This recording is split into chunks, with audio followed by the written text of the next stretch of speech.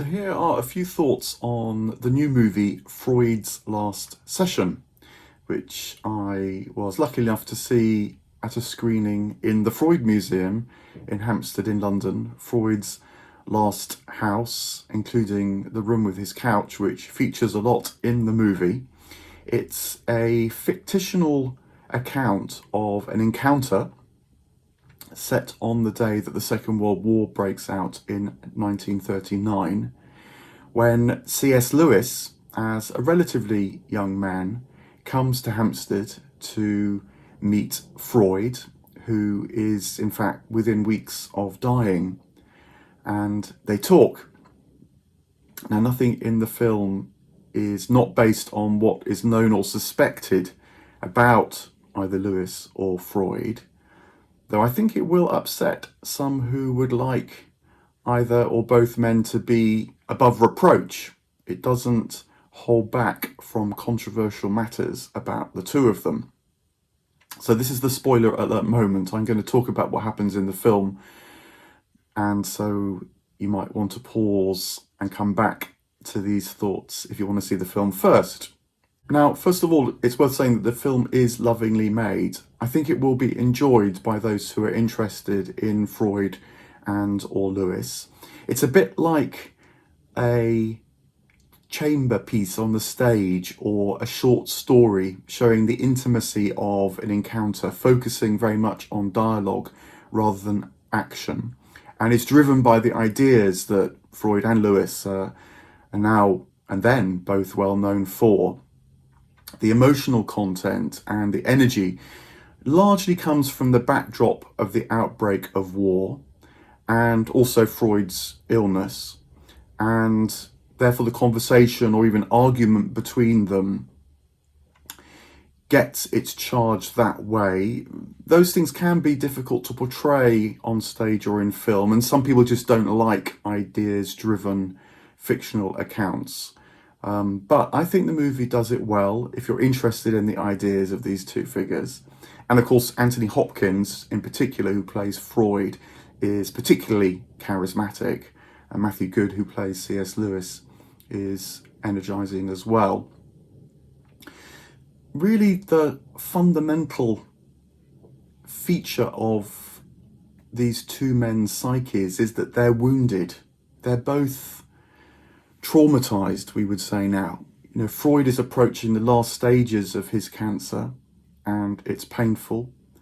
And Lewis is haunted by his experience from the First World War as the Second World War breaks out. And so the overwhelming theme, emotional theme, is how two men are dealing with their suffering and suffering in general. You might say that Freud has turned inwards, not really believing there's anywhere else to turn, and is so spent a life facing demons, the demons of his own life, his own childhood, but also the demons of the age, because of course he lives in Hampstead, having fled the Nazis in Germany. Lewis, conversely, has been persuaded to look outward and has been using his mind to try and develop a trust in the existence of a God. It's a much more rational approach and way of trying to maintain some kind of balance or even control.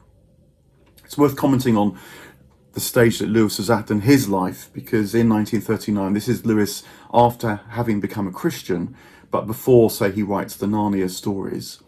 And so this is him in apologetics mode, presumably both to himself as well as to his audiences, that God is needed for the foundation of civilization and is needed so that human beings can find an orientation in life. It's the God of mere Christianity, a God that's almost a logical necessity if you believe in a moral cosmos. It's Lewis before he discovers storytelling, before he discovers allegory, in his own voice anyway.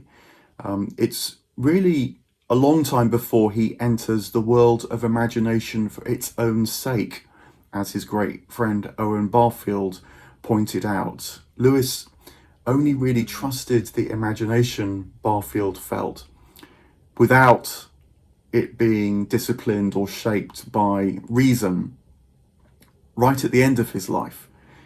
And Barfield felt that comes across in Lewis's writing. I think it's at the heart as well of the differences between Lewis and Tolkien.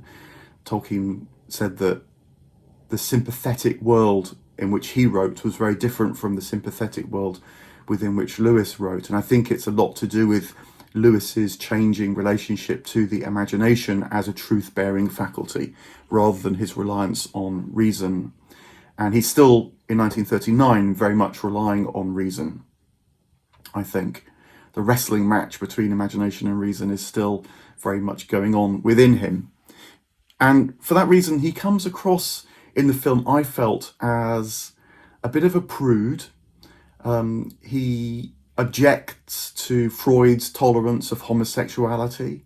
He objects to Freud's thoughts and considerations of suicide, saying quite straightforwardly they're a sin. And he has all his arguments for the existence of God kind of lined up, ready to be used when necessary to combat Freud, but without much felt sense, without much emotional presence as well. He's traumatized, and there's a panic attack that he has in the film that shows that, which Freud actually touchingly helps him with. And there's a sense, therefore, that at this stage, his beliefs are a defense against what he's suffering.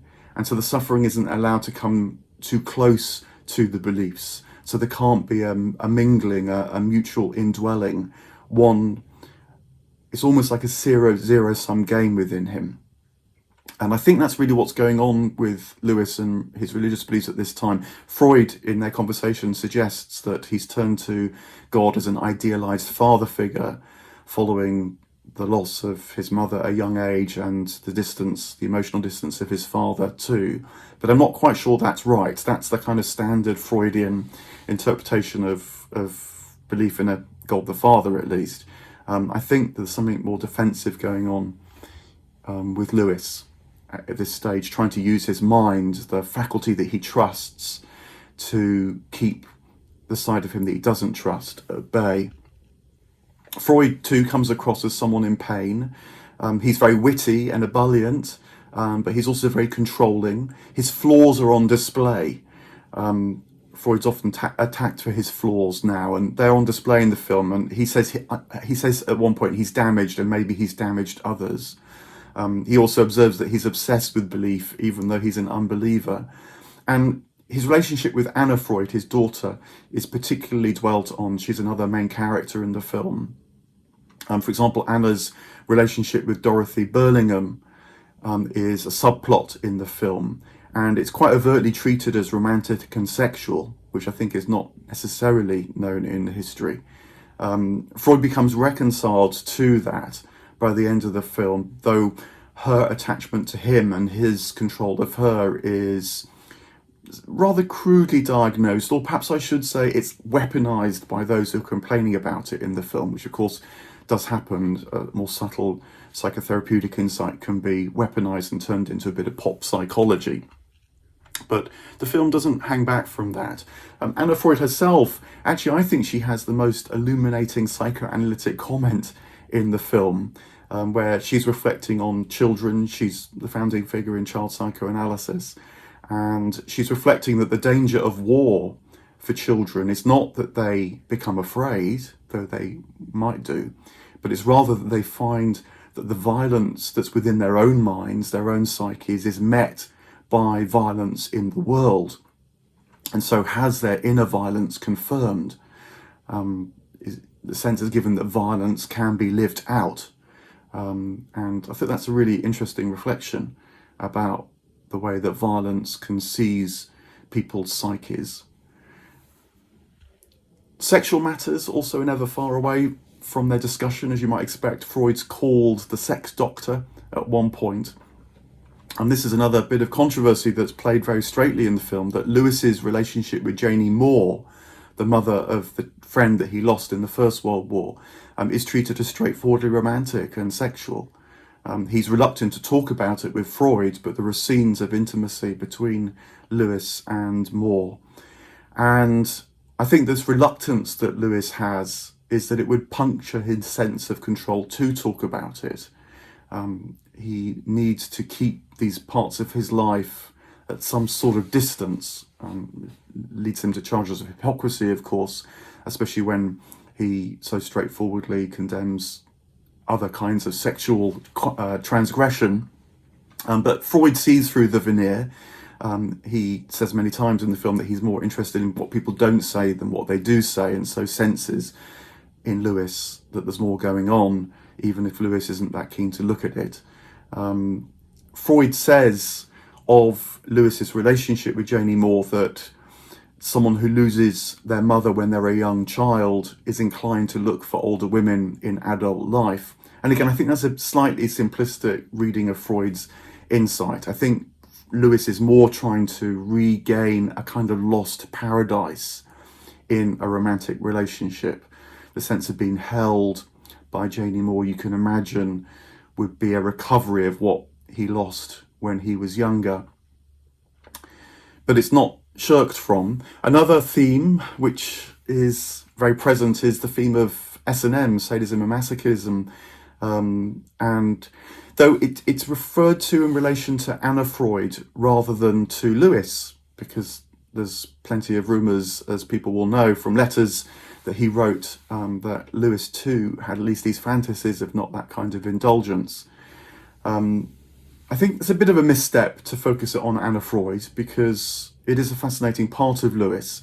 For example, I wonder whether Lewis's notion of joy, which is talked about in the film as a kind of yearning, a hope, a desire for happiness, for light, for peace and contentment, is masochistic, because Lewis says that this joy for him became that which he can't have, and yet the longing itself became a kind of joy. And there's a feeling that that sense of something which is delayed or put off, a yearning that can't be fulfilled, that must itself therefore become the joy, that feels a bit masochistic in its quality.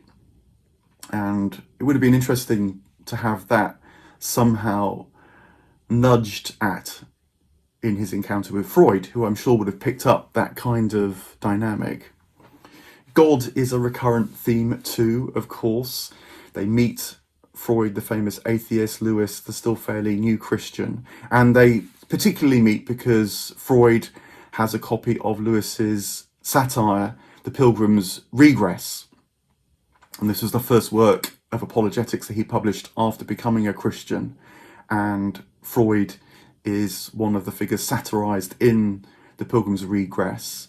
Although, as was said at the time with The Pilgrim's Regress, and I can feel this quite keenly with a lot of Lewis's fiction, that he doesn't really have characters. He rather has figures that carry points of view or issues or even emotions that he wants to discuss, really. And so the Freud that he has in The Pilgrim's Regress isn't very convincing. It's really, he uses it to air his peeves even, but certainly his arguments. The film also talks about Lewis's conversation with Tolkien, only Tolkien, when he was converted, and has Tolkien saying to Lewis, examine the evidence for Christianity, and then has scenes of Lewis diving into the Bible, even in the original manuscripts which he could access in the Bodleian. That particular mark, follow the evidence or examine the evidence, didn't feel very Tolkien-esque to me. I've no doubt it was said to Lewis by others, but not by Tolkien. I might be wrong, because of course Tolkien's real point is that myth conveys truth, and myth can be part of history. Tolkien was able to bring together the rational and the imaginative in a way that Lewis seemed to struggle with, and it feels like that kind of conversion would have been the one that Tolkien might have urged more on Lewis, rather than just rationally following the evidence. It also overlooks the very different sympathetic worlds that is in Lewis's and Tolkien's fiction. The problem of suffering is really, though, what brings the emotional charge between Freud and Lewis to a head in the film. And it's really keenly felt. It's well done in the film. It feels very real, both because of the backdrop of the war beginning, and also because of their different sufferings. And that's where their conversation becomes kind of charged, rather than just an exchange of views, a bit of a bantering at first, and then maybe a more adversarial debate. No, it becomes emotionally charged when they talk about suffering. And Lewis, for example, says, man is responsible for the suffering of man. And Freud immediately retorts, you're saying my cancer is man's responsibility. And then even more so, he says the death of my granddaughter was man's responsibility. The death of my daughter was man's responsibility. No, Freud says, if you believe in God, it's going to be God's responsibility. So the problem of suffering is expressed full on. There's no doubt about it. And of course, it's not resolved either. The two men, I think, therefore, are kind of alike, though, that both are quite evangelical about their points of view. They're both apologists. They both wrote to try and reach audiences. And although their worldviews, therefore, are very different, there's something about a similarity between them that doesn't bring them together. It keeps them isolated because it's experienced mostly as a sort of combat between them. But they are quite alike, actually. And they're also quite alike in they're both seeking ways of trying to manage or control both their personal and their worries about the social world, their social anxiety, the way they feel that things can get out of control both inwardly and outwardly. And of course, they know that very directly. And I wondered, therefore, though, if when they met, they might have tried to talk about other things than that, not just the debating points, but they might have felt warmth if they had made contact by finding things that they might have had in common and been able to educate each other about. They were both, for example, very great literary scholars. Freud won the Goethe Prize. Lewis was known as a medieval literature scholar, as well as both being great writers in their own way. So, for example, I wondered, if they talked about Dante, that they both knew a lot about, they might have found something in common. Freud could have talked about, the flatterers in the low circles of hell and how they're up to their necks in shit. And that's a big idea in Freud as well. Or they might have talked about sublimation and how erotic yearning can be sublimated into higher things, which I guess was one of the ways that Freud understood Dante being led by love, not just into the inferno, but also into the paradise. Lewis, he wrote a book called The Weight of Glory, which reflects in part on how the further that Dante travels into paradise, the greater and more substantial the metaphors become as reality becomes more vivid in the light. And so Lewis might have said to Freud, look, not everything is a projection, and paradise can be presaged on earth as well. It's not just a wish fulfillment. They might have had a very interesting conversation about Dante, having this third thing that they both loved and shared in common. Or alternatively, they might have talked about the saints. The figure of St. Dymphna is in the film. She's the patron saint of the insane. Lewis might have asked Freud, what did he find in these figures? The film is set largely in Freud's study, which are full of these images of gods and goddesses and saints and so on. And Lewis might have been intrigued by that and wondered what Freud saw in them. Lewis had just written The Allegory of Love. It wasn't published till later, but he had written that book, which is looking at not dissimilar dynamics in literature, and that might have been a connection. So rather than being at loggerheads, and both are unlikely to change, they might have teased out insights in each other, and so valued their meeting in that way. There is a moment in the film where they come to a sense of them both not knowing, not understanding, living with uncertainty, facing darkness. And that, again, is a moment of almost meeting. Freud says that people hide behind their ignorance and call it mystery. But Lewis, in the film anyway, to my mind, rather spoils it by saying, yes, God keeps changing before him, God's incognito.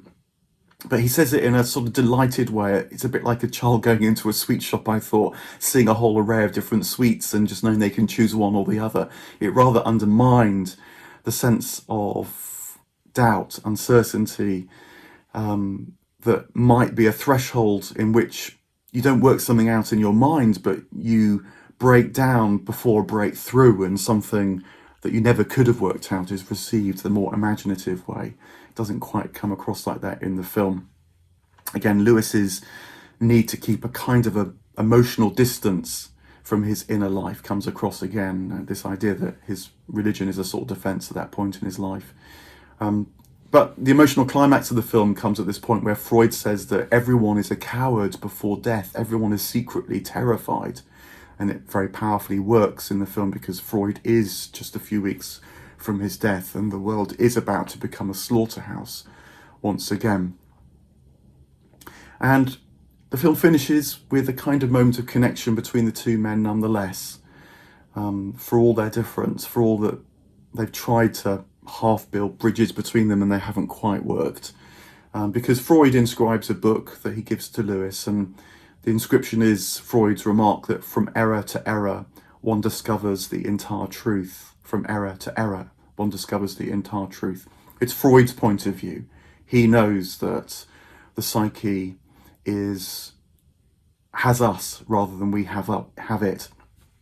Lewis feels that his mind can work things out, and so error will be removed by the mind, not the mind moving from error to error, and in that way discovering the entire truth. But nonetheless, it's a good moment because it leaves you with the overwhelming sense from the film that these are two brilliant minds, but two lost men as well, facing within themselves and in the world around them the very worst that life brings.